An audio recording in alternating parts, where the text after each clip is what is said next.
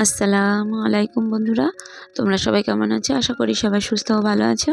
তো আমি রিঙ্কি, নদিয়া জেলার ছোট্ট গ্রাম দীপচন্দ্রপুর থেকে তোমাদেরকে স্বাগত জানিয়ে আজকে নতুন একটি ব্লগ নিয়ে আবার চলে এসেছি।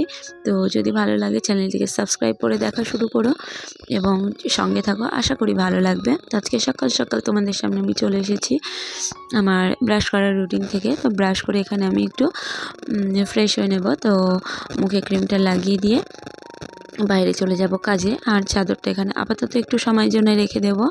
তো এই যে ক্রিমটা দিয়ে নেব এবং দেখো মাথায় আমি একটা আর কি বলবো, এটার নাম ভুলে গেছি। তো যাই হোক, শীতের জন্য এটা দিয়ে দেবো। বাইরে ভীষণ ঠান্ডা, আর আমার ঠান্ডাটা একটু বেশি। তো মাথায় আমার এই রুমাল টুপি আর কি, এটার জন্য একটা ভালো রকম কাহিনী আছে। যেহেতু দুই বোন আর আমার মা স্কুল লাইফে এটা সেম টু সেম কিনে দিয়েছিল।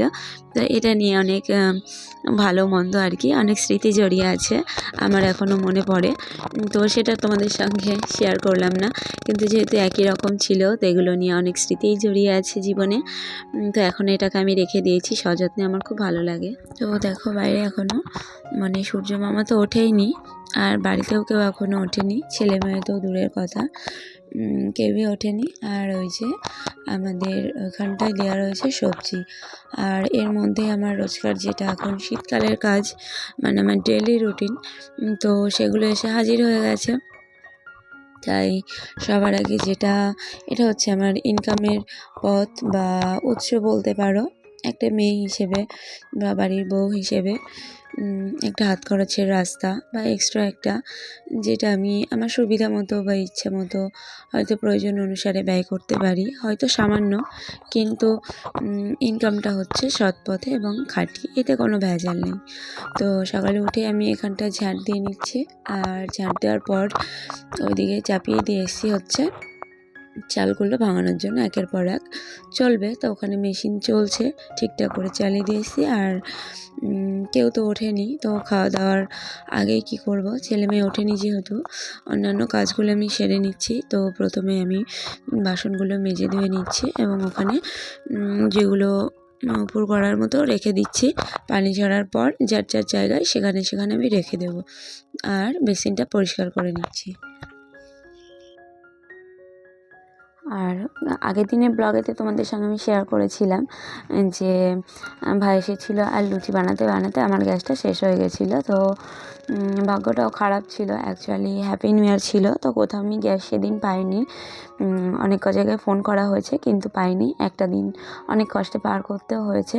কষ্টটা কিন্তু আমার রান্না বান্নার জন্য না, মানে মেয়ে তো খাবার দাবার হয়, বারবার খাবার বানাতে হয়, তো মেয়ের জন্যই। আর রান্নাবান্না তো আমি দুপুরে উনানেই করে নিই, সেটার জন্য ঠেকে না। তো ননদের বাড়ি, মামি শাশুড়িদের বাড়ির থেকে খাবার করে একটা দিন পার করে দিয়েছি, আর আজকে গ্যাসটা আসার কথা রয়েছে। তো এই যে চাল ছিল বস্তার মধ্যে, আর বালতি চালগুলো শেষ হয়ে গেছিলো, তো এখানে আমি ঢেলে নিলাম। তো ঢেলে নিয়ে আবার রেখে দেবো, আর যেহেতু গ্যাস সিলিন্ডারটা বার করতেই হবে, তো ওই সূত্রে আর কি সবগুলোই বার করে নিয়ে এখন একটু মুছে নিয়ে পরিষ্কার করে আবার সেগুলো রেখে দেবো। আর জায়গাগুলো একটু সামান্য হেরফের করে নেব, কারণ ঘর তো আর চেঞ্জ হয় না, কিন্তু জিনিসপত্রগুলো একটু এদিক ওদিক করে আর কি, মনের শান্তি আর কি। তো এইভাবে একটু নতুনত্ব দেওয়া যায়।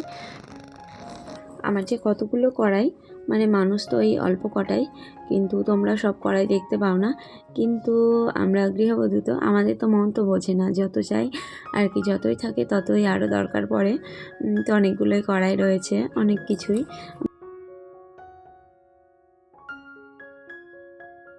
আজকে আমি তোমাদের সঙ্গে আমার ছোটোবেলার একটা, মানে কি বলবো, একটা ঘটনা, খুব ছোট্ট সামান্যই, হয়তো অনেকের সঙ্গেই হয় জানি না, তো সেটা তোমাদের সঙ্গে আমি শেয়ার করব ভিডিওর একদম শেষে। তো তোমরা এখনও অবধি সময় নষ্ট করে যারা আমার ভিডিও দেখছো এবং আমার সঙ্গে আছো, তো আমার চ্যানেলটিকে অবশ্যই লাইক করো, আর যদি আমার ভিডিওগুলো ভালো লেগে থাকে তাহলে আমার চ্যানেলটিকে চাইলে সাবস্ক্রাইব করে দিতে পারো, আর যদি এর মধ্যে করে দিয়ে থাকো তো তাদেরকে অসংখ্য অসংখ্য ধন্যবাদ।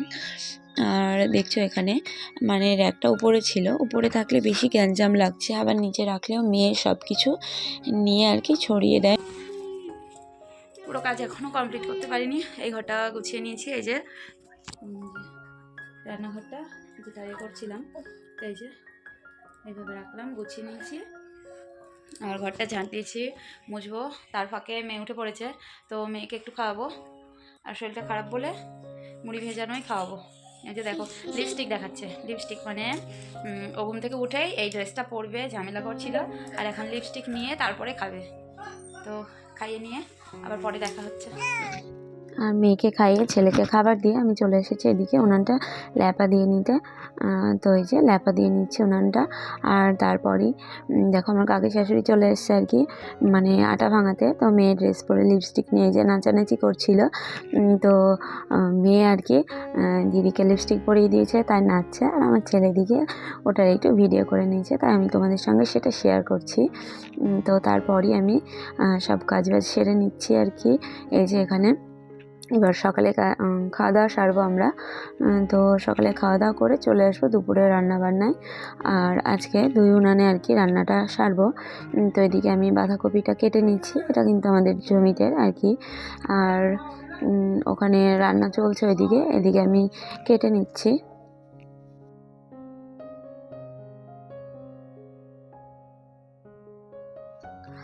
এই যে এখানে আমি বাঁধাকপিটা চাপিয়ে দিয়েছি, ওদিকে ভাত হয়ে গেছে আর ওইদিকে বন্ধ যাচ্ছে। তো মাংসটা আমি রেডি করতে পারিনি, সেই কারণে ওদিকে একটা কালো হাঁড়ি বসিয়ে দিয়েছি, বাতিল হাঁড়ি আর কি।